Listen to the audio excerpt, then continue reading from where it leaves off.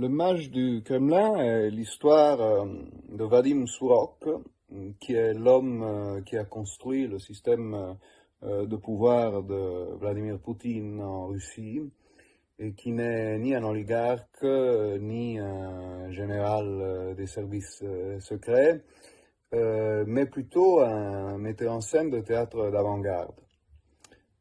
Nous le rencontrons dans le Moscou bouillonnant des années 90 et il va en vérité nous raconter comment il est passé du théâtre à la réalité, mais sans véritablement changer de méthode. C'est-à-dire qu'il deviendra le directeur de la campagne électorale, de la première campagne électorale de Poutine en 2000.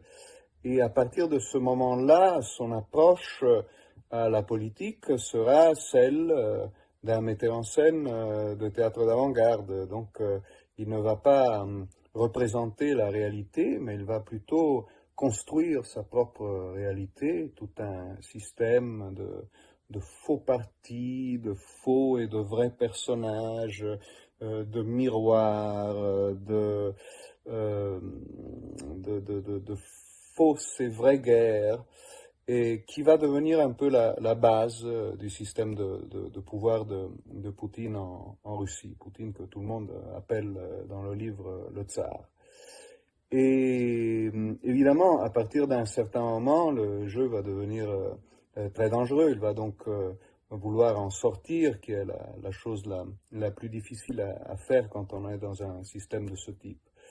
Et cette histoire, qui est assez incroyable, en réalité est basée sur un vrai personnage qui s'appelle Vladislav Surkov et qui est effectivement l'architecte du système Poutine au cours des années 2000, mais qui a écrit aussi en même temps un certain nombre de romans et de pièces d'avant-garde. C'est un personnage assez extraordinaire. J'ai été tenté pendant une phase de faire plutôt une biographie ou un essai sur lui, mais je me suis rendu compte que la matière était tellement romanesque et que la possibilité de présenter tout le système construit autour du Kremlin au cours de ces 20 dernières années, c'était beaucoup plus intéressant et peut-être plus amusant de le raconter sous forme romanesque, avec de vrais faux personnages et de vrais faux dialogues. C'est un livre sur la Russie et sur le système Poutine, mais c'est un peu un livre sur la façon dont fonctionne le pouvoir un peu partout.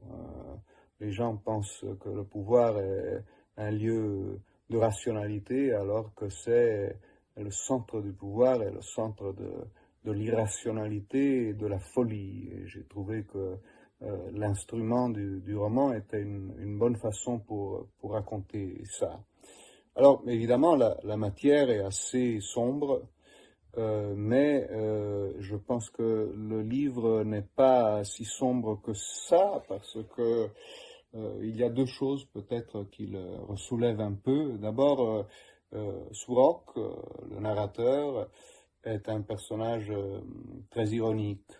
La Russie est un endroit où vous ne pouvez même pas sourire parce que c'est considéré comme un signe de faiblesse et de stupidité. Alors que Surok est constamment ironique sur la réalité qui l'entoure et sur soi-même. C'est très présent dans le récit. Et puis surtout, la philosophie un peu de tout le récit, c'est que une forme de pureté ne peut que naître de la corruption. Elle ne vient pas de l'absence du mal et de la corruption, mais elle vient plutôt du fait de traverser le mal et la corruption. Et donc, il y a dans ce livre un grand amour et une histoire d'amour, et il y a une conclusion qui n'est pas si sombre que ça. Et donc, j'espère qu'elle laissera dans les lecteurs un souvenir en même temps un peu interloqué, un peu amusé et peut-être un tout petit peu envoûté.